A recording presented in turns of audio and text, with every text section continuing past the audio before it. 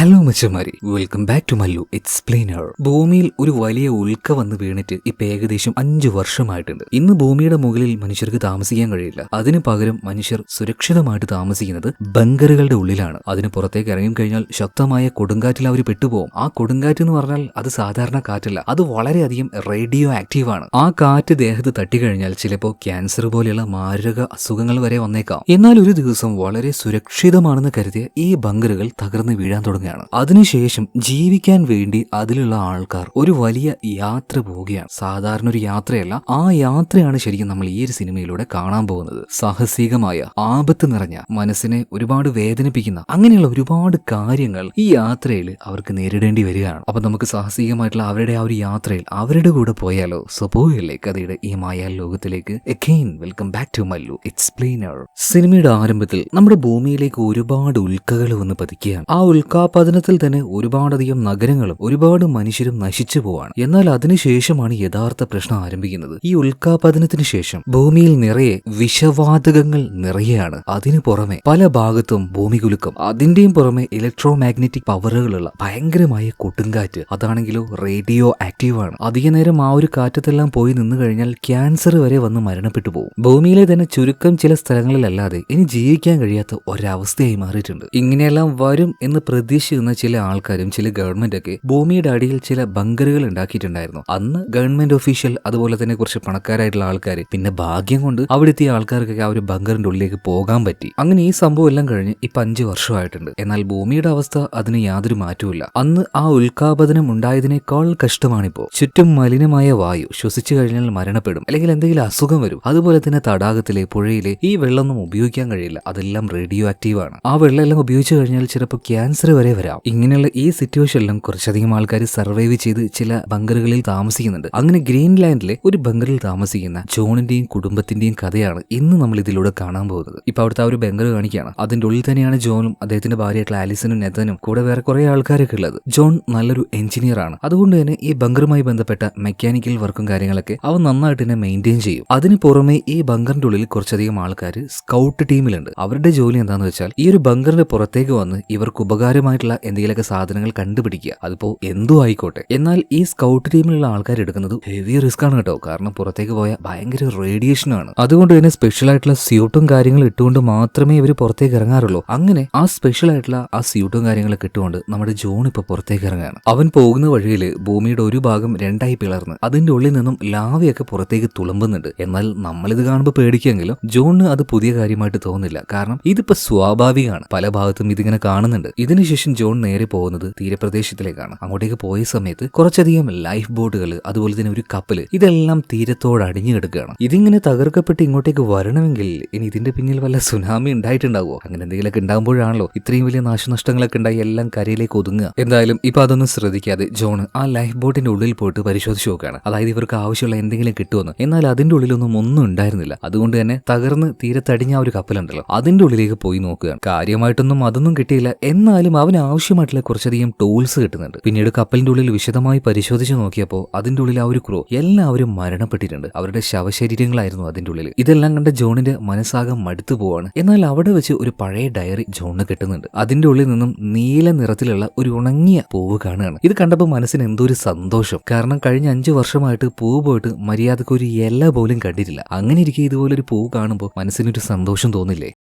ഈ സമയത്താണ് ജോണിന് അവന്റെ ടീമിൽ നിന്ന് ഒരു മെസ്സേജ് കിട്ടുന്നത്. ജോണെ എത്രയും പെട്ടെന്ന് തന്നെ തിരിച്ചു വരണം. കാരണം ആ ഒരു ഇലക്ട്രോ മാഗ്നറ്റിക് സ്റ്റോം, കൊടുങ്കാറ്റ് വന്നുകൊണ്ടിരിക്കുകയാണ്. ഇത് കേട്ടപാടിനെ പേടിച്ചു പോയ ജോൺ വേഗം പുറത്തേക്ക് ഇറങ്ങുകയാണ്. കാരണം ഇലക്ട്രോ മാഗ്നറ്റിക് സ്റ്റോം എന്ന് പറഞ്ഞാൽ അത്രയും ഡേഞ്ചർ ആണ് കേട്ടോ. പെട്ട് കഴിഞ്ഞാൽ മരണം ഉറപ്പാണ്. പിന്നീട് ആ ഒരു കപ്പലിൽ നിന്ന് പുറത്തേക്ക് ഇറങ്ങിയിട്ട് അവൻ ഓടുകയാണ്. ഇതേ സമയത്തിന് അവന്റെ പിറകിൽ ആ കൊടുങ്കാറ്റ് കാണിക്കുന്നുണ്ട്. അതിന്റെ ഉള്ളിലായിട്ട് ഒരുപാട് മിന്നൽ, അതിന്റെ ആ ഒരു ലൈറ്റ് വേവുകൾ ഇതൊക്കെ കാണുകയാണ്. എങ്ങാനും അതിന്റെ ഉള്ളിൽ പെട്ട് കഴിഞ്ഞാൽ പിന്നീട് ഒരു രക്ഷയില്ല. അതുകൊണ്ട് തന്നെ മരണ ഭയത്തിലാണ് അതിൽ നിന്നും ജോൺ രക്ഷപ്പെടുന്നത്. അവന് പോലും അറിയില്ലായിരുന്നു ഇതിൽ നിന്നും അവൻ രക്ഷപ്പെടുവോ ഇല്ലയോ എന്നുള്ളത്. എന്തായാലും അവസാനം ഓടിച്ചെന്ന് ചെറിയ സെക്കൻഡുകൾ ഗ്യാപ്പിന്റെ ഉള്ളിൽ അവൻ ആ ഒരു ബങ്കറിന്റെ ഉള്ളിലേക്ക് ചാടിക്കയറലും അതിന്റെ ആ ഒരു ഡോർ ക്ലോസ് ചെയ്യലും ഒരുമിച്ചായിരുന്നു. പിന്നീട് ഉള്ളിലേക്ക് വന്ന ജോണിന്റെ ശരീരം മുഴുവനായിട്ടും കഴുകി വൃത്തിയാക്കുന്നുണ്ട്. കാരണം അവന്റെ ശരീരത്തിൽ എന്തായാലും റേഡിയോ ആക്റ്റീവ് മെറ്റീരിയൽസ് ഉണ്ടാവും. അങ്ങനെ ഫ്രഷപ്പ് ആയതിനു ശേഷം ജോൺ നേരെ പോകുന്നത് അവന്റെ തെറാപ്പിസ്റ്റിന്റെ അടുത്തേക്കാണ്. കാരണം ഇതുപോലെയുള്ള ജോലികളൊക്കെ ചെയ്യുമ്പോൾ ഭയങ്കരമായിട്ടുള്ള മെന്റൽ ട്രോമകളും ഭയങ്കരമായിട്ടുള്ള എന്താ പറയാ സ്ട്രെസ്സും കാര്യങ്ങളൊക്കെ ഉണ്ടാവും. അതിൽ നിന്നും ഒന്ന് റിലാക്സ് ആകാൻ വേണ്ടിയിട്ടാണ് അവന് ഇപ്പൊ നേരെ അവന്റെ തെറാപ്പിസ്റ്റിന്റെ അടുത്തേക്ക് പോകുന്നത്. അതായത് ജോലിക്കിടക്ക് ഉണ്ടാവുന്ന ഈ അപകടങ്ങള്, ഭീകരമായിട്ടുള്ള ഈ കാഴ്ചകള്, ഇതെല്ലാം ജോണിന്റെ മാനസിക നില ആകെ തെറ്റിക്കുന്നുണ്ടായിരുന്നു. അപ്പൊ ജോണിന്റെ ഡോക്ടർ ഇതെല്ലാം കേട്ട് കഴിഞ്ഞപ്പോൾ ജോണിനോട് പറയണത്, ജോണെ നീ ആദ്യം ആലോചിക്കേണ്ടത് നിന്റെ ഫാമിലിയെ കുറിച്ചാണ്, നിന്നെ ട്രസ്റ്റ് ചെയ്തുകൊണ്ട് ഇവിടെ ജീവിക്കുന്ന ആൾക്കാരെ കുറിച്ചാണ്. ശരിയായിരിക്കാം നീ ചെയ്യുന്ന ജോലി അത്രയും ഭീകരമാണ് എന്ന് കരുതി നിങ്ങളെപ്പോലുള്ളവര് മനസ്സ് തകർന്നു കഴിഞ്ഞാൽ ബാക്കിയുള്ളവരുടെ അവസ്ഥ എന്തായി? സോ സ്ട്രോങ് ആയിട്ട് എപ്പോഴും ഇരിക്കാൻ ശ്രമിക്കുക, മെന്റലി എപ്പോഴും സ്റ്റേബിൾ ആയിരിക്കാൻ നോക്കുക കേട്ടോ. അങ്ങനെ ഡോക്ടർ നല്ല രീതിയിൽ തന്നെ അവനെ കൗൺസിലിംഗ് ചെയ്യാണ്. ഇതിനുശേഷം കാണിക്കുന്നത് അവന്റെ ഭാര്യയായിട്ടുള്ള ആലിസൺ ആണ്. ആലിസൺ മാത്രമല്ല, അവിടെ വേറെ അധികം കുറച്ച് ആൾക്കാരുണ്ടായിരുന്നു കേട്ടോ. അതായത് ഇവരെല്ലാവരും ചേർന്നുകൊണ്ട് ഒരു മീറ്റിംഗിലാണ്. ഈ ബങ്കറിലുള്ള പ്രധാന ആൾക്കാരും അതുപോലെ തന്നെ തൊട്ടപ്പുറത്തെ ബങ്കറിലെ ആൾക്കാരും എല്ലാവരും ഇങ്ങോട്ടേക്ക് വന്നിരിക്കുകയാണ്. ഇവരുടെ പ്രധാനമായിട്ടുള്ള ചർച്ചാ വിഷയം എന്താന്ന് വെച്ചാൽ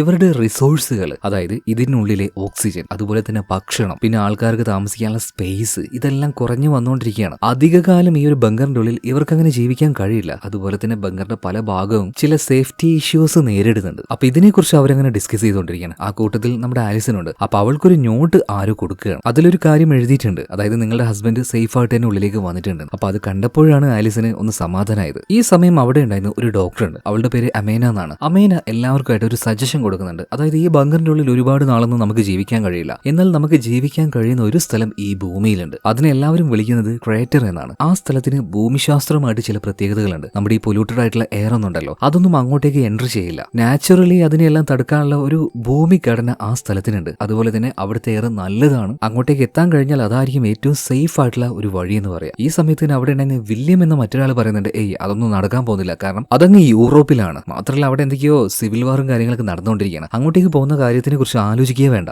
ഈ സമയത്താണ് പെട്ടെന്ന് ഒരു ഭൂമികുലുക്കം അവിടെ ഉണ്ടാകുന്നത്. അവരുടെ ബങ്കർ ആകെ ഷെയ്ക്കായി പോവാണ്. എല്ലാവരും ഇറക്കി പിടിച്ച് നിൽക്കുന്നുണ്ട് കേട്ടോ. അല്പനേരം കഴിഞ്ഞപ്പോൾ എല്ലാം ഒന്ന് ഓക്കെ ആവുന്നുണ്ട്. പിന്നീട് ഡോക്ടർ അമേന ഇവരോടൊരു കാര്യം പറയാണ്, ഇത് കണ്ടോ, തുടർച്ചയായിട്ടുള്ള ഈ ഭൂമികുലുക്കം, അതായത് നമ്മുടെ ബങ്കറിന്റെ അടിയിലുള്ള ടെക്ടോണിക് പ്ലേറ്റുകൾ കണ്ടിന്യൂസ് ആയിട്ട് മൂവ് ആയിക്കൊണ്ടിരിക്കുകയാണ്. അതുകൊണ്ടാണ് ഈ ഒരു സ്ഥലം ഇങ്ങനെ അൺസ്റ്റേബിൾ ആയിട്ട് നിൽക്കുന്നത്. അപ്പൊ ഏറ്റവും നല്ലത് നമ്മൾ ഇവിടെ നിന്ന് പതിയെ എങ്ങോട്ടെങ്കിലും മൈഗ്രേറ്റ് ചെയ്യുന്നതാണ്. ഇത് കേട്ടപ്പോൾ അതിന്റെ ഉള്ളിൽ ആ ഒരു ക്യാപ്റ്റൻ അയാളൊരു കാര്യം പറയുന്നുണ്ട്, അല്ല ഇത്രയും വലിയ ഉൽക്കാപതനം ഉണ്ടായിട്ടും അതിനെല്ലാം അതിജീവിച്ച ബങ്കറുകളാണ് നമ്മുടെ കയ്യിലുള്ളത്, ഇതെല്ലാം ഇങ്ങനെ തകർന്നു പോകും എന്നാണോ ഡോക്ടർ അമീന പറയുന്നത്? അമീന അപ്പോഴും പറയാണ്, സാറേ എത്രയും പെട്ടെന്ന് ഇവിടുന്ന് മാറുന്നത് തന്നെയാണ് ഏറ്റവും സേഫ്. കാരണം ഇടക്കിടക്ക് വരുന്ന ഈ ഭൂമികുലുക്കം മാത്രമല്ല, വേറെ എന്തൊക്കെയോ പ്രശ്നങ്ങൾ ഈ ഒരു സ്ഥലത്തിനുണ്ട്. സോ ഇവിടെ സേഫ് അല്ല എന്ന് പറയണം. ഇതേ നേരം തന്നെ നമ്മുടെ ആലിസൺ ഒരു കാര്യം പറയുന്നുണ്ട്, അതായത് ബങ്കറിന്റെ പുറത്തായിട്ട് കുറച്ചധികം ആൾക്കാരുണ്ടെന്ന് ഒരു റിപ്പോർട്ട് കിട്ടിയിട്ടുണ്ട്. അപ്പൊ അവരെ കൂടെ ഉള്ളിലേക്ക് കൊണ്ടുവന്നൂടെ എന്ന് അവൾ ചോദിക്കുകയാണ്. എന്നാൽ ആ കൂട്ടത്തിൽ ഉണ്ടായിരുന്ന വില്യം പറയാണ്, അതിന്റെ ആവശ്യമുണ്ടോ, ഓൾറെഡി നമുക്ക് റിസോഴ്സ് ഇല്ല, പിന്നെ അവരെ കൂട്ടിക്കൊണ്ടുവന്നിട്ട് നമ്മൾ എന്ത് ചെയ്യാനാ? അപ്പൊ ആലിസൺ പറയണം, എന്നാ പിന്നെ വോട്ട് ചെയ്യാം, ആരൊക്കെ എന്റെ കൂടെ നിൽക്കുന്നതെന്ന് പറഞ്ഞപ്പോൾ കുറെ പേരൊക്കെ ആലിസൺ പറഞ്ഞതിനോട് യോജിക്കുകയാണ്. അതുകൊണ്ട് തന്നെ ആ ഒരു മിലിറ്ററി ക്യാപ്റ്റൻ പറയാണ്, ശരി നമുക്ക് നാളെ പോയിട്ട് അവരെ കൂട്ടി ഇങ്ങോട്ട് കൊണ്ടുവരാം. അങ്ങനെ മീറ്റിംഗ് എല്ലാം കഴിഞ്ഞ് ആലിസൺ ഇപ്പൊ പുറത്തേക്ക് വരുന്നുണ്ട്. അതേ നേരം തന്നെ അവരുടെ മകനായിട്ടുള്ള നേതൻ ഓടി വന്നിട്ട് ഒരു കാര്യം പറയുന്നുണ്ട്, അമ്മ ഞാൻ പറഞ്ഞ കാര്യം എന്തായി? എനിക്ക് എങ്ങനെയെങ്കിലും ഈ ഒരു ബങ്കർ വിട്ട് പുറത്തേക്ക് പോകണം, സ്കൗട്ട് ടീമിൽ എനിക്കും ചേർന്ന് എന്ന് പറയണം. എന്നാൽ ഒരു കാരണവശാലും അത് സമ്മതിക്കില്ല എന്ന് ആലിസൺ പറയണം. കാരണം സ്കൗട്ട് ടീമിൽ ചേർന്ന് കഴിഞ്ഞാൽ അത്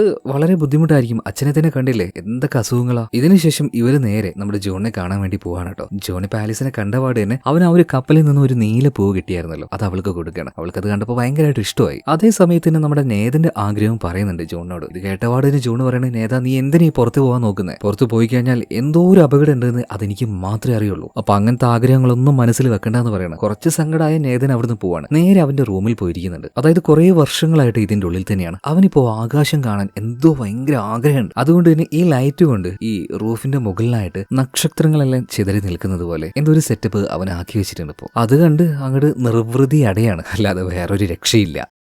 അങ്ങനെ പിറ്റേ ദിവസമായി ക്യാപ്റ്റൻ പറഞ്ഞതുപോലെ തന്നെ ബങ്കറിന്റെ പുറത്തുണ്ടായിരുന്ന ആൾക്കാരെ രക്ഷപ്പെടുത്തിക്കൊണ്ട് ഒരു ടീം ഇങ്ങോട്ടേക്ക് വരുന്നുണ്ട്. മോണിറ്ററിലൂടെ ബങ്കറിന്റെ ഉള്ളിലുള്ള പ്രധാനിയായിട്ടുള്ള എല്ലാ ആൾക്കാരും ആ കാര്യങ്ങൾ മോണിറ്റർ ചെയ്യുന്നുണ്ട്. ഒരു ഗ്രൂപ്പിനെ കൊണ്ടുവന്നിട്ടുണ്ട്, ഇനി അവരെവിടെ ആക്കിയിട്ട് വേണം അടുത്ത ഗ്രൂപ്പിനെ കൂട്ടാൻ വേണ്ടി പോകാൻ. ഇത് കേട്ടപാട് തന്നെ വില്യംസ് ഇതിനെ എതിർക്കുകയാണ്. അതിന്റെ ആവശ്യമുണ്ടോ, ആ ഉള്ളവർ തന്നെ പോരെ എന്നൊക്കെ ചോദിക്കുകയാണ്. ഇതിനുശേഷം നമ്മുടെ ജോണിനെ കാണിക്കാനുണ്ടോ, അതായത് ആ ബങ്കറിന്റെ പല ഭാഗവും ഇൻസ്പെക്ഷൻ ചെയ്യാനായിട്ട് ജോൺ പോകുന്ന സമയത്ത് ഇത്തവണ ഒരു ഭാഗത്തായിട്ട് പ്രത്യേകമായ ഒരു വിള്ളൽ അവൻ കാണുന്നുണ്ട്. ആ വിള്ളൽ കണ്ടപാടിനെ ജോണിന്റെ ഉള്ളിൽ നിന്നും ചെറിയൊരു കാളല്, അതായത് അവരിപ്പോ നിൽക്കുന്ന ഈ ബങ്കറും ഒട്ടും സുരക്ഷിതല്ലാന്ന് മനസ്സിലായി. ഇതേ സമയത്ത് തന്നെ ഒരു ടീമുമായിട്ട് പുറത്തുനിന്ന് ഒരു വണ്ടി ഇങ്ങോട്ടേക്ക് വരുന്നുണ്ടല്ലോ, അവരുമായിട്ടുള്ള കമ്മ്യൂണിക്കേഷൻ പെട്ടെന്ന് കട്ടായി പോവാണ്. സിഗ്നൽ കിട്ടുന്നില്ല. എന്താ സംഭവിക്കുന്നതെന്ന് ക്യാപ്റ്റനും മനസ്സിലാവുന്നില്ല കേട്ടോ. എന്നാൽ അല്പനേരം കൊണ്ട് തന്നെ ഇവരുടെ മുകളിലുള്ള ആ ഒരു ഫർണിച്ചറും അതിന്റെ ആ ഒരു റൂഫും ഇതെല്ലാം തകർന്ന് താഴേക്ക് വീഴുകയാണ്. നേരത്തെ ജോൺ പേടിച്ച അതേ കാര്യം തന്നെ ഇവിടെ നടക്കുകയാണ് കേട്ടോ. അതായത് ബങ്കർ തകർന്നുകൊണ്ടിരിക്കുകയാണ്. കുറെ പേരൊക്കെ അതിന്റെ ഉള്ളിൽ പെട്ടുപോകുന്നുണ്ട്. ഒരു വിധത്തിൽ ജോൺ അതിന്റെ ഉള്ളിൽ നിന്ന് രക്ഷപ്പെട്ടു വന്ന് ആ ഓഫീസ് റൂമിന്റെ സെക്ഷനിൽ പെട്ടുകിടക്കുന്ന ആലീസ് ആലീസിനെ ഇപ്പൊ രക്ഷപ്പെടുത്തുന്നുണ്ട് കേട്ടോ. അപ്പോഴേക്കും ബങ്കറിന്റെ പല ഭാഗവും തകർന്ന് ഒരുപാട് ആൾക്കാർ അതിൽപ്പെട്ട് മരണപ്പെട്ടു കഴിഞ്ഞു. ഇതേ നേരത്തെ തന്നെ ജോണും ആലിസിനും കൂടെ നേരെ അവരുടെ മകനെ തപ്പിക്കൊണ്ട് അവന്റെ റൂമിലേക്ക് പോവാണ്. അവനെ നോക്കുമ്പോൾ ഒരു മാസ്കലായിട്ട് ശ്വാസം കിട്ടാതെ വളരെയധികം ബുദ്ധിമുട്ടിക്കൊണ്ടിരിക്കുകയാണ്. അപ്പൊ തന്നെ ജോൺ പറയുന്നുണ്ട്, ആലിസൺ എത്രയും പെട്ടെന്ന് നമുക്ക് ഈ ഒരു ബങ്കർ വിട്ട് പുറത്തേക്ക് കടക്കണം. അതിനു മുന്നേ നമുക്ക് ആവശ്യമുള്ളത് മാത്രം, വളരെ കുറഞ്ഞ സാധനം മാത്രം എടുത്താൽ മതി എന്ന് പറയാണ്. അവരിപ്പോ അവർക്ക് ആവശ്യമായിട്ടുള്ള സാധനം പാക്ക് ചെയ്തുകൊണ്ടിരിക്കുകയാണ്. ഇതേ നേരം ജോൺ പോയിട്ട് നല്ല മാസ്കുകൾ നോക്കി രണ്ടെണ്ണം എടുത്തു വെക്കുന്നുണ്ട്. അത് ആലിസിനും നേതനും കൊടുത്ത് ഇവര് നേരെ കവാടത്തിന്റെ അടുത്തേക്ക് പോവാണ്. എന്നാൽ അങ്ങോട്ടേക്ക് പോയി നോക്കുമ്പോൾ ഈ ഭൂമി കുലുക്കത്തിൽ കവാടെല്ലാം തകർന്നു പോയിട്ടുണ്ട്. ചെറിയൊരു വിടവ് മാത്രമേ ഉള്ളൂ. അതിന്റെ ഉള്ളിലൂടെ ഓരോരുത്തരായിട്ട് പോയിക്കൊണ്ടിരിക്കുകയാണ്. എന്നാൽ അവിടെ ഒരുപാട് ആൾക്കാർ അതിനുവേണ്ടി കാത്തിരിക്കുകയാണ്. എന്തായാലും ഇതുവഴി ഇപ്പൊ ഒന്നും പോകാൻ പറ്റില്ല എന്ന് ജോണിന് മനസ്സിലായി. അതുകൊണ്ട് തന്നെ ജോൺ പറയാണ്, വാ നമുക്ക് മറ്റൊരു വഴിയിലൂടെ പോകാന്ന് പറഞ്ഞിട്ട് സീക്രട്ട് ആയിട്ടുള്ള മറ്റൊരു വഴി ഉണ്ടായിരുന്നു. അങ്ങോട്ടേക്ക് ഭാര്യയും മകനെയും കൂട്ടി നേരെ പോവാണ്. എന്നാൽ അവിടെ എത്തി നോക്കുമ്പോൾ അതും ഏകദേശം ഇതുപോലെ തന്നെ ഇടിഞ്ഞു പൊളിഞ്ഞു വീഴാനായിട്ടുണ്ട്. അതിന്റെ ഗ്യാപ്പിലൂടെ എങ്ങനെയോ ജോണും ആലിസനും നേതനും കൂടെ രക്ഷപ്പെടുകയാണ്. അപ്പോഴേക്കും ആ ഒരു ഭൂമി കുലുക്കം കാരണം ആ ഭാഗവും പൂർണ്ണമായിട്ടും തകർന്ന് വീഴുകയാണ്. അതുപോലെ തന്നെ ഇവരെ പോലെ രക്ഷപ്പെട്ട കുറെ പേര് പുറത്തേക്ക് വന്നിട്ടുണ്ട്. എന്നാൽ പുറത്തു വന്ന് നോക്കുമ്പോഴോ അതിനേക്കാൾ ഭീകരമാണ് അവസ്ഥ.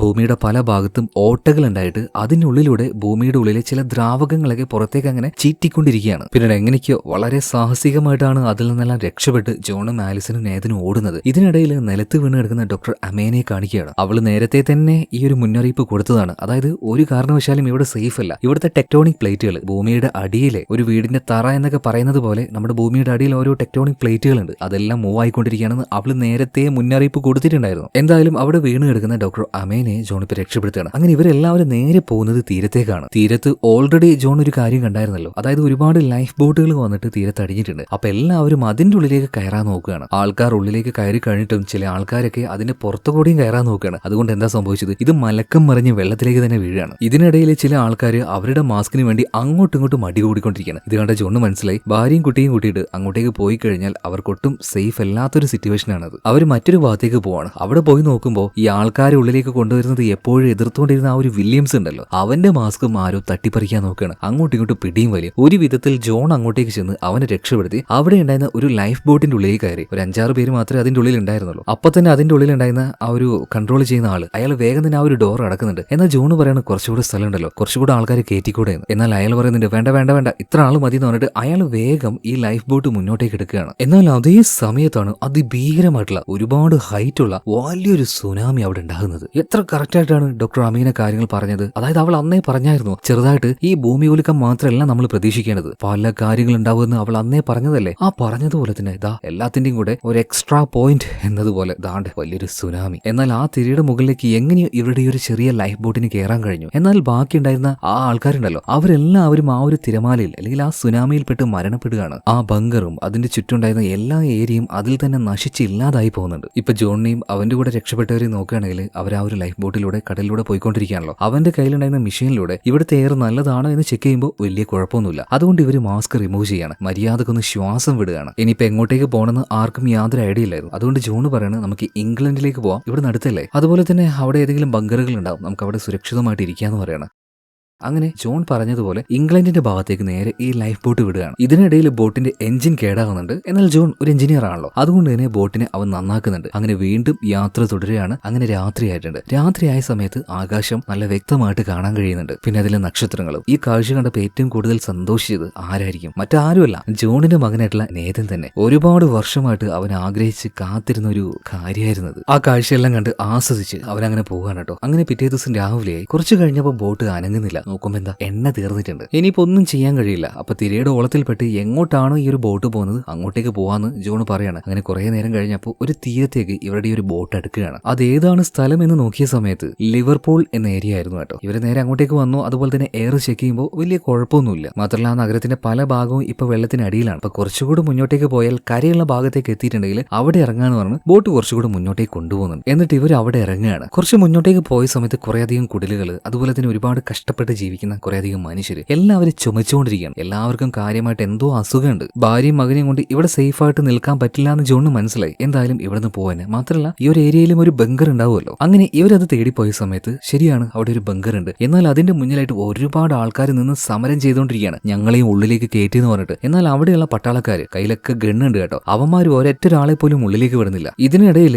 ജോണും ആലിസനും നേതനും അതുപോലെ തന്നെ ഡോക്ടർ അമീന ഇവരൊക്കെ ഒരു വിധത്തിൽ ആൾക്കാരുടെ ഇടയിലൂടെ നേരെ ഗേറ്റിന്റെ അടുത്തേക്ക് പോയിട്ട് ഇവർ പറയുന്നുണ്ട് ഞങ്ങൾ ഗവൺമെന്റ് ഒഫീഷ്യലാണ്, ഞങ്ങൾ എന്തായാലും ഉള്ളിലേക്ക് കയറ്റണം എന്ന് പറയണം. അപ്പൊ ഒരു ഗാർഡ് ID കാർഡ് ചോദിക്കുന്നുണ്ട്. എന്നാൽ ID കാർഡ് കൊണ്ടുവന്നത് ആകെ നമ്മുടെ അലിസൺ മാത്രമാണ്. അപ്പൊ അവളോട് മാത്രം ഉള്ളിലേക്ക് കയറുമെന്ന് പറയണം. എന്നാൽ ആലിസൺ പറയണം ഇതെന്റെ ഭർത്താവാണ്, ഇതെന്റെ മകനാണ്, അവരെ കൂടെ ഉള്ളിലേക്ക് കയറ്റണം എന്ന് പറയുമ്പോൾ പറ്റില്ല, ID കാർഡ് ഉള്ളവർ മാത്രം ഉള്ളിലേക്ക് കയറിയാൽ മതി എന്ന് പറയണം. ഈ സമയത്ത് ഇത് കേട്ട വില്യംസിന് ഭയങ്കരമായിട്ട് ദേഷ്യം വരുന്നത്. അവൻ അവിടെ നിന്ന് ഉന്തും തള്ളു ഉണ്ടാക്കാൻ നോക്കുകയാണ്. ഇത് കണ്ട് പട്ടാളക്കാർ വെറുതെ ഇരിക്കും. അവരൊന്നും നോക്കിയില്ല, ഒറ്റ വിടിയാണ്. അതിൽ തന്നെ വില്യംസിന്റെ കാര്യം തീരുമാനമായി. ഇതിൽ ആൾക്കാരൊക്കെ ഒന്ന് പേടിച്ചു പോകുന്നുണ്ട്. അവര് വേഗം തന്നെ ആ ഒരു ഗേറ്റും ക്ലോസ് ചെയ്യാണ്. ഈ സമയത്താണ് അവിടെ വലിയൊരു അലാറം സൗണ്ട് മുഴങ്ങുന്നത് കേട്ടോ. അപ്പൊ തന്നെ പട്ടാളക്കാർ വേഗം ബങ്കറിന്റെ ഉള്ളിലേക്ക് വലിയാണ്. കാരണം എന്താ, വലിയൊരു ഇലക്ട്രോ മാഗ്നറ്റിക് സ്റ്റോം വന്നുകൊണ്ടിരിക്കുകയാണ്. ഇത് കണ്ട് പേടിച്ച ആൾക്കാർ അങ്ങോട്ടും ഇങ്ങോട്ടും പരക്കം പാഞ്ഞുകൊണ്ടിരിക്കുകയാണ് കേട്ടോ. കാരണം എവിടെയെങ്കിലും സേഫ് ആയിട്ട് കയറിയില്ലെങ്കിൽ ആ കൊടുങ്കാറ്റിന്റെ ഉള്ളിൽപ്പെട്ട് ഉറപ്പായിട്ടും മരിച്ചു പോകും. ഓരോരുത്തരും പല ഭാഗത്ത് പോയി കയറുന്നുണ്ട് കേട്ടോ. ഈ സമയത്ത് ജോൺ എവിടെ പോകും എന്നറിയാതെ അതിലൂടെ പോയ ഒരു വണ്ടിക്ക് കൈ കാണിക്കുകയാണ്. ദയവ് ചെയ്ത് ഞങ്ങൾ ഇവിടെ നിന്ന് സേഫ് ആയിട്ട് കൊണ്ടുപോയി ചോദിക്കണം. അയാൾ പറഞ്ഞു എനിക്ക് കാശ് തന്നാൽ കൊണ്ടുപോകാന്ന്. ജോൺ കയ്യിലുണ്ടായിരുന്ന എല്ലാം പെറുകി കൊടുത്തു. എന്നാൽ അതൊന്നും തികയില്ല, നിങ്ങളുടെ കയ്യിലുള്ള ആ വാച്ച് കൂടെ വേണമെന്ന് പറയാം. ജോൺ അപ്പൊ തന്നെ അതും ഊരി കൊടുക്കുകയാണ് കേട്ടോ. അങ്ങനെ ഇവർ 4 പേരും ജോണും ആലിസനും നേതനും ഡോക്ടർ അമേനയും കൂടെ ആ വണ്ടിയിൽ കയറുകയാണ്. അയാൾ അപ്പൊ തന്നെ ആ ഒരു വണ്ടി എടുത്ത് അവിടുന്ന് സ്പീഡിൽ പോകുന്നുണ്ട്. ഈ നേരത്ത് വണ്ടിയുടെ പിറകിലായിട്ട് ആ ഒരു ഭീകരമായിട്ടുള്ള ഇലക്ട്രോ മാഗ്നറ്റിക് സ്റ്റോമിനെ നമുക്ക് കാണിക്കുന്നുണ്ട് കേട്ടോ. അതിൽ നിന്ന് എങ്ങനെയൊക്കെയോ വളരെ സാഹസികമായിട്ട് ഇവർ രക്ഷപ്പെട്ട് പോയിക്കൊണ്ടിരിക്കുക. ഇതെല്ലാം കണ്ട് പേടിച്ച് നിൽക്കുകയാണ് നേതൻ. അപ്പൊ അവന് ചേർത്ത് പിടിച്ച് ആലിസൺ പറയണമോ പേടിക്കണ്ടോ, നമ്മൾ രക്ഷപ്പെടും. അതുപോലെ തന്നെ വില്യംസ് മരിച്ചുപോയല്ലോ. ആ കാര്യം ആലോചിച്ച് ഡോക്ടർ അമേനയ്ക്ക് ഭയങ്കരമായിട്ട് വിഷമാവുന്നുണ്ട്. ഈ സമയത്താണ് ആ ഡ്രൈവർ ഒരു കാര്യം പറയുന്നത്. സാറേ, നിങ്ങൾ അവിടെ നിന്ന് രക്ഷപ്പെട്ട് വന്നത് വളരെയധികം നന്നായി കേട്ടോ. കാരണം ഭക്ഷണവുമില്ല, ഒന്നുമില്ല. അവിടുത്തെ ആൾക്കാർ അതിനുവേണ്ടി അങ്ങോട്ടും ഇങ്ങോട്ടും മടിയും തല്ലാണ്. സോ നിങ്ങൾ അവിടെ നിന്ന് വന്നത് തന്നെ വളരെയധികം നന്നായിട്ടേ ഉള്ളൂ കേട്ടോ. അതുപോലെ നിങ്ങൾ തന്ന കാശിന് ഞാൻ എന്തായാലും നിങ്ങളെ സേഫ് ആയിട്ടുള്ള ഒരു സ്ഥലത്തേക്ക് എത്തിച്ചേരാം. അങ്ങനെ ഒരുപാട് ദൂരം ഒരു കാട്ടിലൂടെ ഇവർ സഞ്ചരിക്കുന്നുണ്ട്. കുറെ കഴിഞ്ഞപ്പോൾ ഒന്ന് ബ്രേക്ക് എടുക്കാനായിട്ട് ഇവരൊരു ഭാഗത്ത് നിർത്തുകയാണ്. ആ നേരത്തെ ആ ഡ്രൈവർ അവന്റെ കഥ ജോണിനോട് പറയണം കേട്ടോ. അതായത് ജോലി ആവശ്യത്തിനായിട്ടാണ് ഞാൻ ഇങ്ങോട്ടേക്ക് വന്നത്. വന്നപ്പോഴും ഒരുപാട് കഷ്ടപ്പാട് തന്നെയായിരുന്നു. എന്നാൽ അതിന്റെ പുറമെ ദാണ്ട് ഭൂമിയുടെ അവസ്ഥ ഇങ്ങനെയൊക്കെയായി മാറി. ഇവിടെ ഇപ്പോൾ ജീവിക്കാൻ വേണ്ടി കഷ്ടപ്പെട്ടുകൊണ്ടിരിക്കുക ഞാൻ. അങ്ങനെ ജോണിനോട് ഓരോ കാര്യങ്ങൾ ഈ ഡ്രൈവർ പറയുമ്പോൾ ജോൺ ഫ്രാൻസിനെ കുറിച്ച് ചോദിക്കുകയാണ്. നമുക്ക് അങ്ങോട്ടേക്ക് പോയാലോ, അവിടെ സേഫ് അല്ലേ ചോദിക്കുമ്പോൾ അപ്പൊ തന്നെ ഡ്രൈവർക്ക് കാര്യം മനസ്സിലായി. ഓഹോ, നിങ്ങൾ മറ്റേ ആ ഒരു ഹാബിറ്റബിൾ സോൺ അത് തേടി വന്നവരല്ലേ, അതായത് ക്രേറ്റർ എന്ന് പറഞ്ഞ ആ ഒരു സ്ഥലം. എന്റെ സാറേ, ഞാൻ ഒരു കാര്യം പറയട്ടെ, അങ്ങോട്ടേക്ക് പോകാന്ന് പറഞ്ഞാൽ അത് ഡേഞ്ചർ ആണ്. ഇനിയിപ്പോ നിങ്ങൾ അങ്ങോട്ടേക്ക് പോയാൽ തന്നെ അങ്ങനെ ഒരു സ്ഥലം ഉണ്ടോ ഇല്ലയോ എന്ന് പോലും അറിയില്ല, അത് ഫേക്ക് ആണെന്ന് പലരും പറയുന്നുണ്ട്. ഈ സമയത്താണ് പെട്ടെന്ന് അവിടെ ഭൂമിക്കൊക്കെ ചെറുതായിട്ടൊരു ഇളക്കം, കല്ലുകളും ഇലകളും ഇതെല്ലാം അനങ്ങിക്കൊണ്ടിരിക്കുകയാണ്. ജോണിന് അപ്പൊ തന്നെ കാര്യം മനസ്സിലായി. ജോൺ അവന്റെ ഫാമിലിയോടും അതുപോലെ തന്നെ ഡോക്ടർ അമേന, ഈ ഡ്രൈവർ, ഇവരോടൊക്കെ പറയാണ് വേഗം പോയിട്ട് ഏതെങ്കിലും മരത്തിൽ അള്ളി പിടിച്ചു നിന്നോ. അധികം വൈകിയില്ല, ഭയങ്കരമായിട്ടുള്ള ഒരു കൊടുങ്കാറ്റും ഷോക്ക് വേവും അതൊക്കെ അവിടെ ഉണ്ടാവുകയാണ്. നോക്കുമ്പോ എന്താ, ചെറിയ ചെറിയ ഉൽക്കയുടെ കഷ്ണങ്ങൾ ആ ഫോറസ്റ്റിന്റെ മുകളിലൂടെ പാഞ്ഞു വന്നുകൊണ്ടിരിക്കുകയാണ്. അപ്പൊ അതിന്റെ ആ ഒരു ഷോക്ക് വേവും കാറ്റും ഇതൊക്കെയാണ് അവർക്ക് അവിടെ ഫീൽ ആവുന്നത്. ആ കാട് തന്നെ കിടുങ്ങി വിറച്ചുകൊണ്ടിരിക്കുകയാണ്. ഇനിയിപ്പോ വല്ല അഗ്നിപർവ്വതവും പൊട്ടിയിട്ട് അതിന്റെ എഫക്റ്റ് ആയിട്ട് ഇത് ഉണ്ടാവുന്നതാണോ എന്നും അറിയില്ല കേട്ടോ.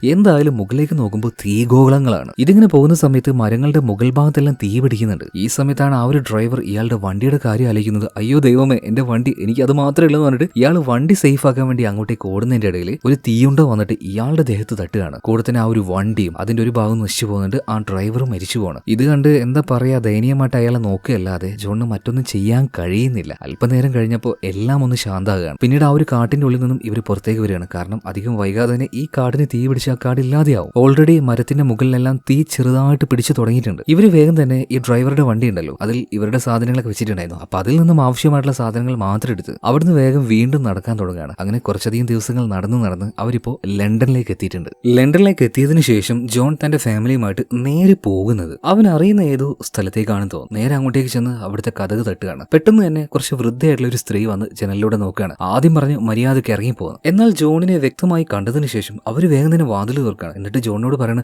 വേഗം ഉള്ളിലേക്ക് കയറ്. അതായത് ഈ വൃദ്ധയായിട്ടുള്ള സ്ത്രീ ഉണ്ടല്ലോ, ഇവർക്ക് നേരത്തെ തന്നെ ജോണിനെ അറിയാം. അതുപോലെ അവരെ പോലെ പ്രായമായിട്ടുള്ള ആൾക്കാരാണ് അധികവും ഈ സ്ഥലത്തുള്ളത്. അതായത് ഒരു ഓൾഡ് ഏജ് ഹോം പോലെ. അതിനേക്കാൾ ഉപരിയായിട്ട് ഇവിടെയുള്ള എയർ, അതായത് ഈ വീടിനുള്ളിലെ എയർ ഭയങ്കര ശുദ്ധമായ വായുവാണ്. കാരണം ഇവിടെയുള്ള ഒരു ജനറേറ്റർ വഴി ഇവരത് പ്യൂരിഫൈ ചെയ്തുകൊണ്ടേയിരിക്കുകയാണ്. കുറെ നാളുകൾക്ക് ശേഷമാണ് ഇവരെല്ലാവരും കുറച്ചധികം ഒന്ന് റിലാക്സ് ചെയ്യുന്നത് കേട്ടോ. എന്തായാലും ആ ഒരു മുത്തശ്ശി കൊടുത്ത ആ ഒരു ഭക്ഷണവും വൈനും എല്ലാം ഇവർ കഴിക്കുന്നുണ്ട്. ഇതിനിടയിൽ ജോൺ മുത്തശ്ശിയോട് ചോദിക്കുകയാണ്, നിങ്ങൾ ഫ്രാൻസിലെ ക്രേറ്റർ എന്ന് പറഞ്ഞ ഒരു സ്ഥലത്തിനെ കുറിച്ച് കേട്ടിട്ടുണ്ടോ? അങ്ങനെയൊന്നും ഉണ്ടോ? അതായത് ഭൂമിയിലെ ഏക ഹാബിറ്റബിൾ സോൺ. ഇത് കേട്ടപ്പോൾ മുത്തശ്ശി പറയാണ്, അങ്ങനെ പലരും പറഞ്ഞു നടക്കുന്നുണ്ട്. സത്യമാണോ നുണയാണോ എന്നൊന്നും എനിക്കറിയില്ല. പക്ഷെ ഒരു കാര്യം ഉറപ്പാണ്, ആ സ്ഥലത്തിന് വേണ്ടി കുറച്ചധികം ആൾക്കാർ ഫൈറ്റ് നടത്തുന്നുണ്ട്. അതിന്റെ പേരിൽ ചില യുദ്ധങ്ങളൊക്കെ നടക്കുന്നുണ്ട്. മാത്രമല്ല, ഞങ്ങൾ ഈ താമസിക്കുന്ന ലണ്ടൻ നഗരത്തിന്റെ ഈ ഒരു ഭാഗം അത് അധിക നാളൊന്നും ഉണ്ടാവില്ല മക്കളെ. വളരെ വിഷമത്തോട് കൂടിയിട്ടാണ് മുത്തശ്ശി ഈ കാര്യം ഇവരോട് പറയുന്നത് കേട്ടോ. എന്തായാലും ഭക്ഷണം എല്ലാം കഴിച്ച് ഇവർ കിടന്നുറങ്ങാൻ പോവാണ്. കുറച്ച് നാളുകൾക്ക് ശേഷമാണല്ലോ ഇത്ര റിലാക്സ് ആയിട്ട് അലിസൺ കിടക്കാൻ പോകുന്നത്. അപ്പൊ ഒന്ന് ഉറങ്ങാൻ നോക്കുമ്പോൾ നോക്കുമ്പോൾ തൊട്ടടുത്തുണ്ടായിരുന്ന ജോണിനെ കാണാനില്ല. നോക്കുമ്പോൾ ബാത്റൂമിൽ പോയിട്ട് ഭയങ്കര ചുമയും തുമ്മലും ഇതൊക്കെ ജോൺ ഉണ്ടായിരുന്നു. അപ്പൊ ആലിസൺ നേരെ ചെന്നിട്ട് ജോണെ എന്താ പറ്റിയെന്ന് ചോദിക്കുമ്പോൾ ഇവൻ ചുമച്ച സമയത്ത് വായിൽ നിന്നും രക്തം വരികയാണ്. ഇത് കണ്ട് എന്താണെന്ന് വീണ്ടും വീണ്ടും ആലിസൺ ചോദിച്ചപ്പോൾ ജോൺ ആദ്യമൊക്കെ ഒന്ന് ഒഴിഞ്ഞു മാറുകയാണ്. പക്ഷെ അവസാനം അവന് പറയേണ്ടി വന്നു. പല തവണയായിട്ട് അവരുടെ ബങ്കറിന്റെ ഉള്ളിൽ നിന്നും ഓരോ ആവശ്യത്തിനായിട്ട് പുറത്തു പോകേണ്ടി വന്നിരുന്നാൽ ആ നേരത്ത് റേഡിയേഷൻ അവന്റെ ശരീരത്തിനെ എഫക്ട് ചെയ്തിട്ടുണ്ട്. എന്തോ കാര്യമായിട്ടുള്ള അസുഖം അവനുണ്ടെന്ന് അവന്റെ ഡോക്ടർ പറഞ്ഞിട്ടുണ്ട്. അതുപോലെ തന്നെ അധിക നാൾ ഇനി അവനില്ല. ഇത് കേട്ട സമയത്ത് ആലിസൺ വല്ലാതെ ഷോക്കായി പോവാണ്. അവളിപ്പോ പറയണം, നമുക്ക് എന്തായാലും നിങ്ങൾ പറഞ്ഞ ആ ഒരു ക്രൈറ്റർ എന്ന് പറഞ്ഞ സ്ഥലത്തേക്കൊന്നും പോകണ്ട, പകരം നമുക്ക് ഇവിടെ തന്നെ നിന്നാലോ, നിങ്ങൾക്ക് ഇനി അധിക നാളില്ലെങ്കിൽ സമാധാനത്തോടെ നിങ്ങളുടെ കൂടെ ജീവിക്കണമെന്ന് എനിക്ക് വല്ലാത്ത ആഗ്രഹമുണ്ടെന്ന് പറയണം. അപ്പൊ ജോണ് പറയണ, ആലിസൺ നീ ആഗ്രഹിക്കുന്നതിൽ തെറ്റൊന്നുമില്ല, പക്ഷെ മരിക്കാൻ നേരത്ത് എനിക്കൊരു സമാധാനം വേണ്ടേ? നീയും എന്റെ മകനും നിങ്ങൾ രണ്ടുപേരും സേഫ് ആയിട്ടുള്ള ഒരു സ്ഥലത്താണെന്ന് മുത്തശ്ശി പറഞ്ഞു കേട്ടില്ലേ? ഈ സ്ഥലത്തിനും അധിക നാളൊന്നും ആയുസില്ല. അതുകൊണ്ട് ദയവ് ചെയ്ത് ഞാൻ പറയുന്നത് കേൾക്കണം, നമുക്ക് നാളെ തന്നെ ഇവിടുന്ന് പോകണമെന്ന് പറയണം. അങ്ങനെ ജോൺ പറഞ്ഞ് നിർബന്ധിപ്പിച്ച് ആലിസിനെയും മകനെയും അതുപോലെ തന്നെ ഡോക്ടർ ആമിനെയും കൂട്ടിയിട്ട് അവരിവിടുന്ന് പോവാണ്. അപ്പൊ അവർക്ക് പോകാൻ ആവശ്യമായിട്ടുള്ള ഒരു വണ്ടിയെല്ലാം നമ്മുടെ മുത്തശ്ശി റെഡിയാക്കി കൊടുക്കുകയാണ്. മാത്രമല്ല പോവാൻ നേരത്ത് അവന്റെ കയ്യിൽ ഒരു ഗണ്ണും കൊടുക്കുന്നുണ്ട്. അതെന്തിനാണെന്ന് ചോദിച്ചപ്പോൾ മോനെ പോകുന്ന വഴിയിൽ അത് ആവശ്യം വരുന്ന മുത്തശ്ശി പറയാണ്. അങ്ങനെ ആ മുത്തശ്ശിയോട് യാത്ര പറഞ്ഞ് ഇവരവിടുന്ന് പോകാനാട്ടോ. കുറച്ച് ദിവസങ്ങൾ കടന്നു പോകുന്നുണ്ട്. ഇപ്പൊ വലിയൊരു കാട്ടിലൂടെയാണ് ഇവർ പോയിക്കൊണ്ടിരിക്കുന്നത്. അങ്ങനെ പോകുന്ന സമയത്ത് രാത്രിയാണ്. പെട്ടെന്ന് ഇവിടുന്ന് ചില ആൾക്കാർ അവരുടെ വാഹനത്തിന് നേരെ വെടിവെക്കുകയാണ്. ആ ബുള്ളറ്റ് വന്ന് കയറിയത് ഡോക്ടർ അമേനിയയുടെ നെഞ്ചത്തായിരുന്നു. അവരവിടെ വെച്ച് തന്നെ സ്പോട്ടിൽ മരണപ്പെട്ടു പോകുന്നു. ഇപ്പൊ ജോണിന്റെ കയ്യിലും ഗണ്ണുണ്ടായിരുന്നല്ലോ. അവൻ എങ്ങനെയൊക്കെയോ വണ്ടിയുടെ പുറത്തേക്ക് ഇറങ്ങുകയാണ്. അതായത് ഈ കള്ളന്മാർ ഇവർക്ക് നേരെ ഷൂട്ട് ചെയ്യുന്നുണ്ടെങ്കിൽ വണ്ടിയുടെ എഞ്ചിന്റെ ഭാഗത്തേക്ക് ഷൂട്ട് ചെയ്യുന്നില്ല. അതായത് അവർക്ക് വേണ്ടത് ഈ വണ്ടിയാണ്. എന്തായാലും കയ്യിൽ ഗൺ ഉണ്ടായതുകൊണ്ടും നന്നായിട്ട് ഷൂട്ട് ചെയ്യാൻ അറിയുന്നത് കൊണ്ട് തന്നെ ജോൺ ആ കള്ളന്മാരിൽ ഒരുവിധ എണ്ണത്തിനെ വെടിവെച്ചിടുന്നുണ്ട്. അവസാനം ഒരുത്തൻ മാത്രം ബാക്കിയുണ്ട്. എന്നാൽ അവന് ഷൂട്ട് ചെയ്യാൻ നോക്കുമ്പോൾ ഗണ്ണിൽ ബുള്ളറ്റ് ഉണ്ടായിരുന്നില്ല. അവന്റെ കൈ കൊണ്ട് ഞാൻ ഇപ്പൊ തീരും എന്ന് കരുതി ജോൺ നിൽക്കുമ്പോൾ പെട്ടെന്ന് അവന്റെ ഭാര്യ പുറത്തേക്ക് ഇറങ്ങാൻ. അവളുടെ കയ്യിലും ഒരു ഷോട്ട് ഗൺ ഉണ്ടായിരുന്നു. അത് വെച്ച് ആ കള്ളനെ കൊന്നുകളയാണ്. പെട്ടെന്ന് ആലിസൺ അങ്ങനെ ചെയ്തുകൊണ്ട് മാത്രമാണ് കേട്ടോ ജോൺ മരിക്കാതിരുന്നത്. എന്തായാലും ഇതിനുശേഷം ഏകദേശം രാവിലെ ആകാനായപ്പോൾ മരിച്ചുപോയ ഡോക്ടർ അമേനയുടെ ആ ഒരു ഡെഡ് ബോഡി ഇവർ മറവ് ചെയ്യാം. ഒരു പാവം പെണ്ണായിരുന്നു കേട്ടോ. എന്തായാലും ഇവരുടെ യാത്രയിൽ അങ്ങ് വരെ എത്താനായിട്ട് അവളെ കൊണ്ട് കഴിഞ്ഞില്ല. വീണ്ടും അവരുടെ യാത്ര ആരംഭിക്കുകയാണ്. പോകുന്ന വഴിയിൽ സ്ഥലങ്ങളൊക്കെ എന്താ പറയാ, ഫുള്ളായിട്ട് ഒരു മരുഭൂമി പോലെ കിടക്കുകയാണ്. പ്രത്യേകിച്ച് ഒന്നും എവിടെയും കാണാനില്ല. ചില ഭാഗത്തോടെയൊക്കെ പോകുമ്പോൾ വലിയ വലിയ തടാകങ്ങളൊക്കെ കാണുന്നുണ്ട്. അവിടുത്തെ വെള്ളം ഉപയോഗിക്കാൻ പറ്റുമെന്ന് ചോദിച്ചാൽ ഒരിക്കലുമില്ല. കാരണം ഇവിടെ ഉണ്ടായിരുന്ന ഓരോ പ്രശ്നങ്ങൾ കാരണം ആ വെള്ളമെല്ലാം റേഡിയോ ആക്റ്റീവായി മാറിയിട്ടുണ്ടാവും. അത് കുടിച്ചു കഴിഞ്ഞാൽ ഉപയോഗിച്ചു കഴിഞ്ഞാൽ വലിയ അസുഖങ്ങൾ വരും. അതൊന്നും തൊടാതെ തന്നെ അവരുടെ യാത്ര തുടരുന്നുണ്ട്. പോകുന്ന വഴിയിൽ പല പല കാര്യങ്ങൾ കാണുന്നുണ്ട്. ഈ ഭൂമിയുടെ അവസ്ഥ അങ്ങനെയായി മാറിയിട്ടുണ്ടല്ലോ. ചില ഭാഗങ്ങളൊക്കെ ഇടിഞ്ഞ് പൊളിഞ്ഞ് ഒരു കൊക്ക പോലെ ആയിട്ടുണ്ട്. ചിലപ്പോൾ ഉൽക്ക വന്ന് വീണത് കൊണ്ടായിരിക്കണം, എന്തെങ്കിലും ഒരു പൊട്ടിത്തെറിയിലൂടെ ആയിരിക്കണം ഇങ്ങനെയൊക്കെ ആയത്. അങ്ങനെ ഒരുപാട് ദൂരം യാത്ര ചെയ്ത് അവസാനം ഇംഗ്ലണ്ടിന്റെ ബോർഡറിലേക്ക് ഇവരെത്തുകയാണ്. ഇത് കഴിഞ്ഞ് വേണം അപ്പുറത്തേക്ക് ഫ്രാൻസിലേക്ക് പോകാനായിട്ട്. എന്നാൽ അവിടെ എത്തിയപ്പോഴാണ്, അതായത് ബോർഡറിൽ എത്തിയപ്പോഴാണ് ഒരുപാട് വാഹനങ്ങൾ ഒരു സ്ഥലത്ത് നിർത്തിയിട്ടിരിക്കുകയാണ്. എന്താണ് കാര്യമെന്ന് നോക്കാൻ വേണ്ടിയിട്ട് ഇവരിറങ്ങി ചെന്ന് നോക്കുമ്പോൾ ഇംഗ്ലണ്ടിന്റെയും ഫ്രാൻസിന്റെയും ബോർഡർ ഏകദേശം ആ ഒരു ഭാഗത്തായിട്ട് ഭൂമി വിണ്ട് കീറി നിൽക്കുകയാണ്. വിണ്ട് കീറി നിൽക്കുക എന്ന് പറഞ്ഞാൽ നമ്മുടെ ഈ ഒരു കൈയിന്റെ അത്ര അകലത്തിലും അങ്ങനെയൊന്നും അല്ല. അത്യാവശ്യം നല്ല ദൂരത്തിൽ വിണ്ട് കീറി കിടക്കുകയാണ്. അതിന്റെ അപ്പുറത്തേക്ക് വണ്ടി ഉപയോഗിച്ച് പോകാൻ കഴിയില്ല. ആകെയുള്ള ഒരു മാർഗം എന്ന് വെച്ചാൽ ആ വിണ്ട് കീറിയതിന്റെ ഒത്ത നടുവിലായിട്ട് ചെറിയൊരു ആണി പോലെ ഒരു സ്ഥലമുണ്ട്. അവിടം വരെ ഒരു തൂക്കുകയർ വെച്ചുള്ള ഒരു പാലം, അതിന്റെ അപ്പുറത്തേക്ക് ക്രോസ് വെച്ച 2 ഏണികൾ. ഇതിലൂടെ വേണം അങ്ങോട്ടേക്ക് പോകാനായിട്ട്. ഇത് കണ്ടപാട് തന്നെ നേതൻ ആകെ പേടിച്ചു പോവാണ്. അച്ഛാ, എനിക്കിതിലൂടെ കടക്കാൻ പറ്റും തോന്നില്ല, എനിക്ക് പേടിയാന്ന് പറയണം. എന്നാൽ ധൈര്യം സംഭരിച്ച് കുറെ പേരൊക്കെ അതിലൂടെ പോകുന്നുണ്ടായിരുന്നു കേട്ടോ. അപ്പൊ ജോണ് പറയണേ, മോനെ നമുക്കിതല്ലാതെ വേറൊരു വഴിയില്ല. അപ്പൊ ധൈര്യം കാണിച്ചിട്ടില്ലെങ്കിൽ നമ്മളെല്ലാവരും മരിച്ചു പോകും. അതുകൊണ്ട് മോൻ താഴേക്ക് നോക്കണ്ട, അച്ഛന്റെ പിന്നാലെ വന്നാൽ മതി എന്ന് പറഞ്ഞിട്ട് ആ ഒരു തൂക്കുപാലത്തിലൂടെ അവരാദ്യം കടക്കുകയാണ്. ആദ്യം ജോൺ, പിന്നെ ആലിസൺ, പിന്നെ നേതൻ. അവരുടെ കൂട്ടത്തിൽ വേറെയും ചില ആൾക്കാരൊക്കെ ഉണ്ടായിരുന്നു. അങ്ങനെ തൂക്കുപാലത്തിലൂടെ അവർ പോകുന്ന സമയത്ത് പെട്ടെന്ന് ശക്തമായ ഒരു കാറ്റ് വീശുന്നുണ്ട്. അത് ആ കാറ്റത്ത് കിടന്ന് ആടുകയാണ്. ആർക്കായാലും ഉള്ളിലൊരു പേടി ഉണ്ടാവില്ലേ? പ്രത്യേകിച്ച് നമ്മുടെ നേതൻ. അവനങ്ങനെ വിറച്ചു പോവാണ്. എന്നാലും താഴേക്ക് നോക്കാതെ പതിയെ പതിയെ നടക്കാൻ വേണ്ടി ജോണ് പറയണം. അങ്ങനെ ഒരു വിധത്തില് രണ്ടുപേരും, രണ്ടല്ല ഇവർ 3 പേരും ഇവരുടെ കൂടെ വേറെയും കുറച്ച് ആൾക്കാർ ആ തൂക്കുപാലം കഴിഞ്ഞ് നടുവിലുള്ള ആ ഒരു പാറയുടെ അടുത്തേക്ക് എത്തിയിട്ടുണ്ട്. ഇനി അപ്പുറത്തേക്ക് പോകണമെങ്കിൽ ചെരിച്ചിട്ട ആ ഒരു ലാഡർ ഉണ്ടല്ലോ, ഏണി, അതിലൂടെ വേണം മുട്ടുകുത്തി പോകാനായിട്ട്. എന്നാൽ അത് കാണുമ്പോൾ തന്നെ നേതൻ ആകെ പേടിച്ചു പോവാണ്. തൂക്കുകയറിന്റെ 2 ഭാഗം പിടിക്കാൻ സ്ഥലം ഉണ്ടായിരുന്നു. എന്നാൽ ഇതിൽ അങ്ങനെയൊന്നുമില്ല. എന്തായാലും രണ്ടും കൽപ്പിച്ച് അതിന്റെ മുകളിലേക്കും ഇവർ കയറുകയാണ്. ഏകദേശം നടുവിലെത്തിയപ്പോൾ പെട്ടെന്നൊരു വൈബ്രേഷൻ, ഒരു ഭൂമി കുലുക്കം. അതുകൊണ്ട് തന്നെ 2 ഭാഗത്തുള്ള പാറകളും ഇടിഞ്ഞു പൊളിഞ്ഞ് താഴേക്ക് വീഴാൻ തുടങ്ങുകയാണ്. മാത്രമല്ല ഇവരിപ്പൊ കയറി വന്ന ആ ഒരു തൂക്കുപാലം ഉണ്ടല്ലോ, അത് പൊട്ടിപ്പൊളിഞ്ഞ് താഴേക്ക് വീണു. അതിലുണ്ടായിരുന്ന ആൾക്കാരും ആ ഒരു കുഴിയിലേക്ക് വീഴുകയാണ്. അതുപോലെ തന്നെ ഈ 2 കോണികളും അത് കിടന്ന് ഇളങ്ങാൻ തുടങ്ങുകയാണ്. ഇതേ സമയത്ത് ഇവര് പോകുന്ന ആ കോണിയുടെ അപ്പുറത്ത് മറ്റൊരു കോണി ഉണ്ടല്ലോ, അതിലുണ്ടായിരുന്ന ആൾക്കാരെ മുഴുവനും ആ കൂട്ടത്തിലുണ്ടായിരുന്ന സെൽഫിഷ് ആയിട്ടുള്ള ഒരാൾ അയാളുടെ സേഫ്റ്റിക്ക് വേണ്ടി തള്ളിയിട്ടുകൊണ്ടിരിക്കുകയാണ്. ഇതിനിടയിൽ അത് വീഴുമെന്ന് തോന്നിയപ്പോൾ ഇയാൾ എന്താക്കി, ജോണും കുടുംബവും കൂടെ പോകുന്ന ആ ഒരു ഏണിയുടെ മുകളിലേക്ക് എടുത്ത് ചാടുകയാണ്. അവൻ നേരെ വന്ന് ചാടി നിന്നത് നേതന്റെ അടുത്താണ്. അവൻ അവന്റെ സേഫ്റ്റിക്ക് വേണ്ടി നേതനെ തള്ളി താഴിടാൻ നോക്കുമ്പോൾ അവൻ തന്നെ താഴേക്ക് വീഴാണ്. എന്തായാലും ശ്വാസം നിലച്ചു പോയൊരു സമയമായിരുന്നു കേട്ടോ അത്. രണ്ട് ഭാഗത്തുനിന്നും നന്നായിട്ട് ഇളകിക്കൊണ്ടിരിക്കുകയാണ്. ആ കോണിയാണെങ്കിൽ ഇപ്പൊ താഴേക്ക് വീഴുകയും ചെയ്യും. എന്നാൽ ഒരു വിധത്തിൽ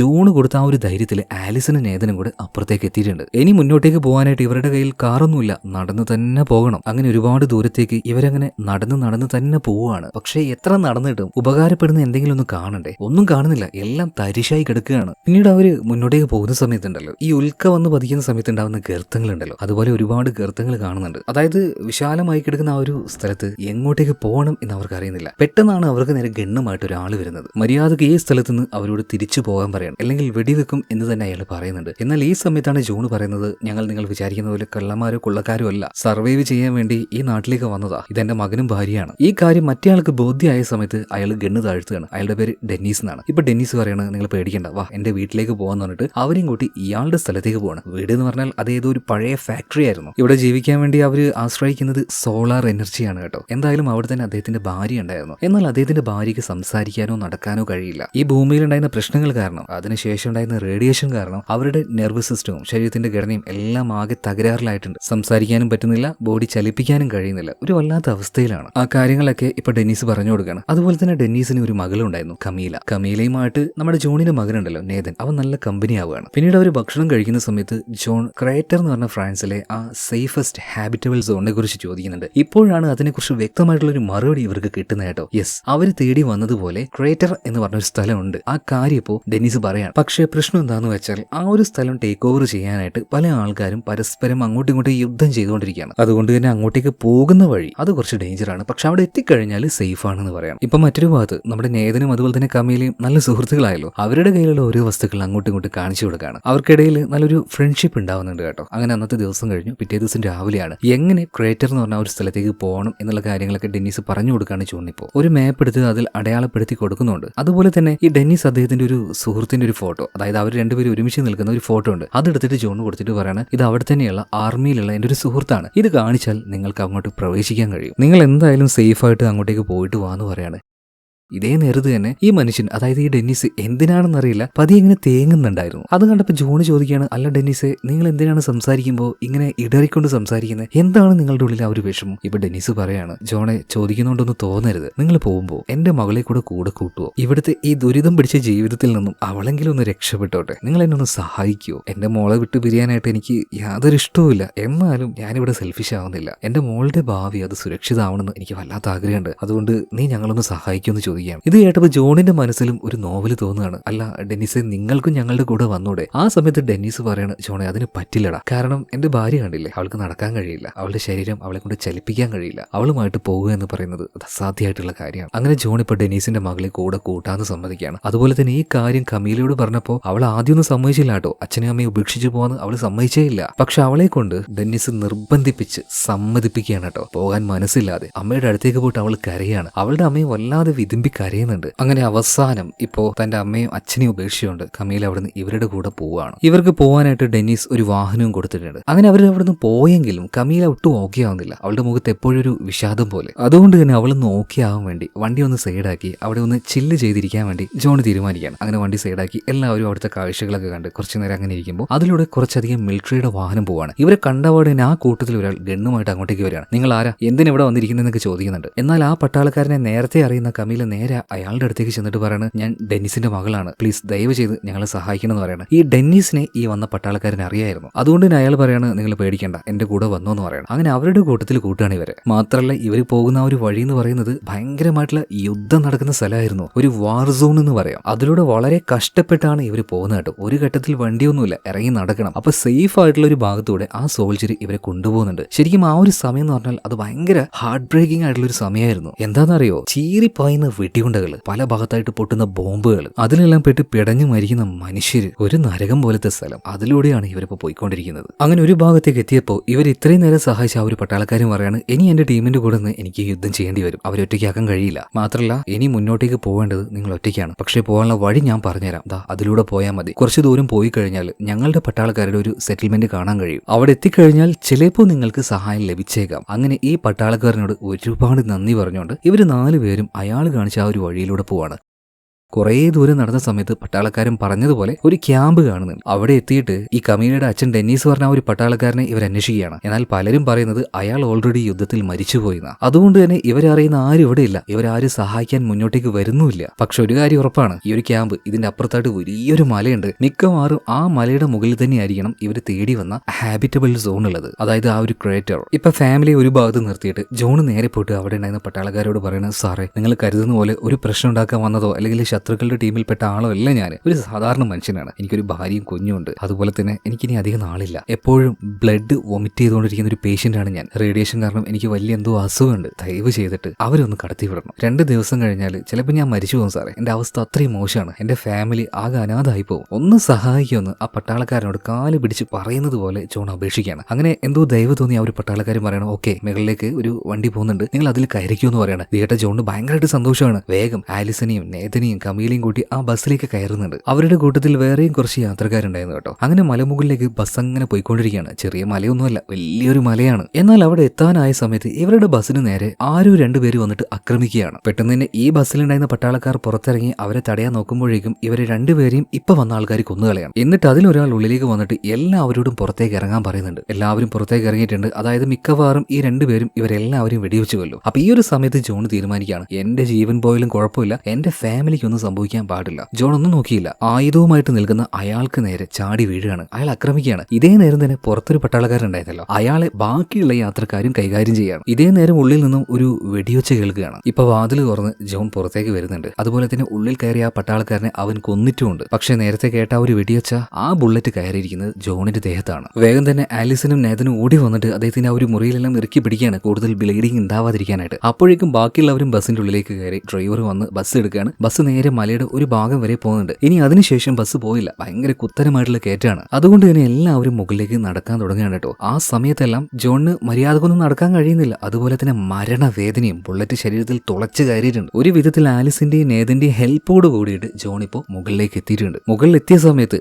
മരണവേദനയിലും ജോൺ അറിയാതെ പുഞ്ചിരിച്ചു പോവാണ്. കാരണം അവര് തേടി വന്ന ആ ഹാബിറ്റബിൾ സോൺ അതിലേക്ക് ഇവർ എത്തിയിട്ടുണ്ട്. ഇവർ നോക്കുമ്പോൾ ശുദ്ധമായ വെള്ളം, ഒരുപാട് പച്ചപ്പ് നിറഞ്ഞ പ്രദേശങ്ങൾ, ജീവിക്കാൻ ഭൂമിയിലെ ഏറ്റവും അനുയോജ്യമായിട്ടുള്ള ഇപ്പോഴുള്ള സ്ഥലം. അത് കണ്ട് മരിക്കാനായ നമ്മുടെ ജോണ് വരെ പുഞ്ചിരിച്ചു പോവാണ് കേട്ടോ. പക്ഷെ അധികം വൈകാതെ തന്നെ അവൻ തളർന്ന് താഴേക്ക് വീഴുന്നുണ്ട്. മരണവേദനയിലും അവന്റെ ഉള്ളിൽ വല്ലാത്തൊരു സന്തോഷം ഉണ്ടായിരുന്നു. എന്റെ ഭാര്യയും മകനും അതുപോലെ തന്നെ അവരുടെ കൂടെ വന്ന കമീല, ഇവരെല്ലാം സേഫ് ആണല്ലോ. വഴിയിൽ വെച്ച് അവരെ സഹായിച്ച തന്റെ സുഹൃത്തിന്റെ മകളെയും രക്ഷപ്പെടുത്താൻ പറ്റിയല്ലോ. അപ്പൊ എല്ലാം കൂടിയായിട്ട് ആ ഒരു മനുഷ്യന് വല്ലാത്തൊരു ആത്മസന്തോഷം എന്നൊക്കെ പറയില്ല, അതുപോലെ ഒരു ഫീലിംഗ്. അങ്ങനെ അവരുടെ മടിയിൽ കിടന്നുകൊണ്ട് തന്നെ അവസാനം ജോൺ മരണപ്പെടുകയാണ്. എന്നാലും അദ്ദേഹത്തിന്റെ ഉള്ളിൽ ഒരു സന്തോഷം ഉണ്ടായിരുന്നു. ഇത് കാണിച്ചുകൊണ്ട് സിനിമ ഇവിടെ തീരുകയാണ് കേട്ടോ. അതായത് ഇനി ഭൂമി അത് പഴയതുപോലെ ആകാൻ പോകുന്നത് ഈ ഒരു പ്രദേശത്തിൽ നിന്നായിരിക്കണം. പ്രകൃതിയാൽ തന്നെ ഈ വിഷവാതകങ്ങളെയും റേഡിയേഷനെയും എല്ലാം തടുക്കാനുള്ള ഒരു ശേഷി ഈ ഒരു പ്രദേശത്തിനുണ്ട്. രക്ഷപ്പെട്ട് ഇവിടെ എത്തുന്നവർക്ക് എന്തായാലും സുരക്ഷിതമായിട്ട് തന്നെ ഇവിടെ ജീവിക്കാൻ കഴിയും. അപ്പൊ ഈ ഒരു കഥ നിങ്ങൾക്ക് ഇഷ്ടമായിട്ടുണ്ടാകും എന്ന് ഞാൻ വിചാരിക്കുകയാണ്. ഇതുപോലെ മറ്റൊരു കഥയുമായിട്ട് നമുക്ക് നാളെ വീണ്ടും കാണാം. Okay, by.